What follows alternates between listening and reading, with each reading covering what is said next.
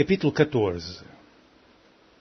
Depois falou o Senhor a Moisés, dizendo: Esta será a lei do leproso no dia da sua purificação. Será levado ao sacerdote, e o sacerdote sairá fora do arraial, e o sacerdote examinando, eis que, se a praga da lepra do leproso for sarada, então o sacerdote ordenará que, por aquele que se houver de purificar, se tomem 2 aves vivas e limpas, e pau de cedro, e carmesim, e hisopo. Mandará também o sacerdote que se degole uma ave num vaso de barro sobre águas vivas. E tomará a ave viva, e o pau de cedro, e o carmesim, e o hisopo, e os molhará com a ave viva no sangue da ave que foi degolada sobre as águas vivas. E sobre aquele que há de purificar-se da lepra, espargirá 7 vezes. Então o declarará limpo, e soltará a ave viva sobre a face do campo.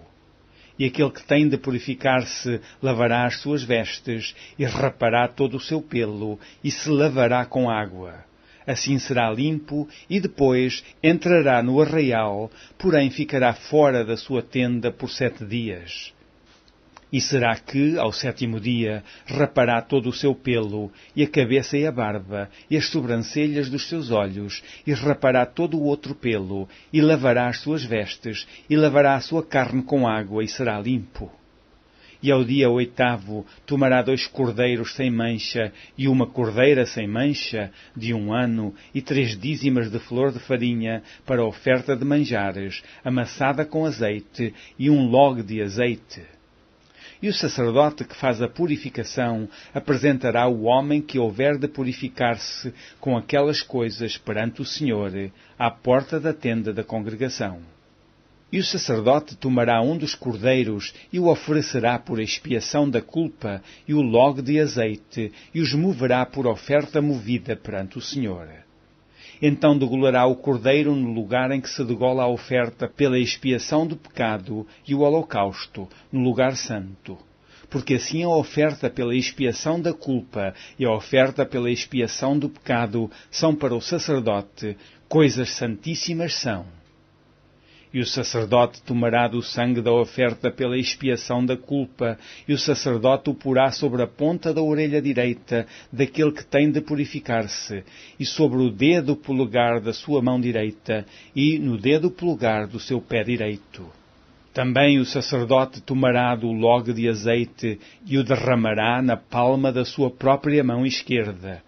Então o sacerdote molhará o seu dedo direito no azeite que está na sua mão esquerda, e daquele azeite, com o seu dedo, espargirá 7 vezes perante o Senhor. E o restante do azeite que está na sua mão, o sacerdote porá sobre a ponta da orelha direita daquele que tem de purificar-se, e sobre o dedo polegar da sua mão direita, e sobre o dedo polegar do seu pé direito, em cima do sangue da oferta pela expiação da culpa. E o restante do azeite que está na mão do sacerdote o porá sobre a cabeça daquele que tem de purificar-se. Assim o sacerdote fará a expiação por ele perante o Senhor. Também o sacerdote fará a oferta pela expiação do pecado e fará a expiação por aquele que tem de purificar-se da sua imundícia, e depois degolará o holocausto. E o sacerdote oferecerá o holocausto e a oferta de manjares sobre o altar. Assim o sacerdote fará a expiação pelo homem, e este será limpo. Porém, se for pobre e a sua mão não alcançar tanto, tomará um cordeiro para a expiação da culpa em oferta de movimento, para fazer a expiação por ele, e a dízima de flor de farinha, amassada com azeite, para oferta de manjares, e 1 log de azeite. E 2 rolas ou 2 pombinhos, conforme alcançar a sua mão, dos quais um será para a expiação do pecado, e o outro para o holocausto. E ao 8º dia da sua purificação, os trará ao sacerdote, à porta da tenda da congregação, perante o Senhor. E o sacerdote tomará o cordeiro da expiação da culpa e o log de azeite, e o sacerdote os moverá por oferta movida perante o Senhor. Então degolará o cordeiro da expiação da culpa, e o sacerdote tomará do sangue da oferta pela expiação da culpa, e o porá sobre a ponta da orelha direita daquele que tem de purificar-se, e sobre o dedo polegar da sua mão direita, e sobre o dedo polegar do seu pé direito. Também o sacerdote derramará do azeite na palma da sua própria mão esquerda. Depois o sacerdote com seu dedo direito espargirá do azeite que está na sua mão esquerda 7 vezes perante o Senhor, e o sacerdote porá do azeite que está na sua mão, na ponta da orelha direita, daquele que tem de purificar-se, e no dedo polegar da sua mão direita, e no dedo polegar do seu pé direito, no lugar do sangue da oferta pela expiação da culpa. E o que subjar do azeite que está na mão do sacerdote porá sobre a cabeça do que tem de purificar-se para fazer a expiação por ele perante o Senhor. Depois oferecerá uma das rolas ou um dos pombinhos, conforme alcançar a sua mão. Do que alcançar a sua mão, será um para a expiação do pecado e o outro para o holocausto, com a oferta de manjares. E assim o sacerdote fará a expiação por aquele que tem de purificar-se perante o Senhor. Esta é a lei daquele em quem estiver a praga da lepra, cuja mão não pode alcançar o preciso para a sua purificação. Falou mais o Senhor a Moisés e a Arão, dizendo: Quando tiverdes entrado na terra de Canaã, que vos hei de dar por possessão, e eu enviar a praga da lepra a alguma casa da terra da vossa possessão, então virá aquele de quem for a casa e o fará saber ao sacerdote, dizendo: Parece-me que há como que praga em minha casa. E o sacerdote ordenará que despejem a casa, antes que venha o sacerdote para examinar a praga, para que tudo o que está na casa não seja contaminado, e depois virá o sacerdote para examinar a casa. E vendo a praga, e eis que se a praga nas paredes da casa tem covinhas verdes ou vermelhas, e parecem mais fundas do que a parede, então o sacerdote sairá daquela casa para fora da porta da casa e cerrará a casa por 7 dias. Depois tornará o sacerdote ao 7º dia e examinará, e se vir que a praga nas paredes da casa se tem estendido, então o sacerdote ordenará que arranquem as pedras em que estiver a praga e que as lancem fora da cidade, num lugar imundo. E fará raspar a casa por dentro ao redor, e o pó que houverem raspado lançarão fora da cidade num lugar imundo.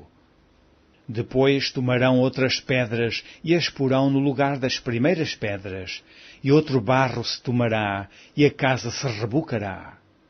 Porém, se a praga tornar e brotar na casa, depois que se arrancarem as pedras, e depois de a casa ser raspada, e depois de ser rebocada, então o sacerdote entrará e, examinando, eis que se a praga na casa se tem estendido, lepra roedora há na casa, imunda está. Portanto, se derribará a casa, as suas pedras e a sua madeira, como também todo o barro da casa, e se levará tudo para fora da cidade, a um lugar imundo. E o que entrar naquela casa em qualquer dia em que estiver fechada será imundo até à tarde. Também o que se deitar a dormir em tal casa lavará as suas vestes, e o que comer em tal casa lavará as suas vestes. Porém, tornando o sacerdote a entrar e examinando, eis que se a praga na casa se não tem estendido, depois que a casa foi rebocada, o sacerdote declarará a casa limpa, porque a praga está curada. Depois tomará para espiar a casa 2 aves e pau de cedro e carmesim e hisopo. E degolará uma ave num vaso de barro sobre águas vivas.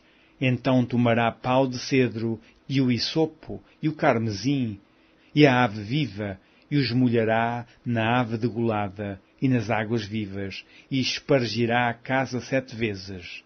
Assim expiará aquela casa com o sangue da avezinha, e com as águas vivas, e com a avezinha viva, e com o pau de cedro, e com o hisopo, e com o carmesim.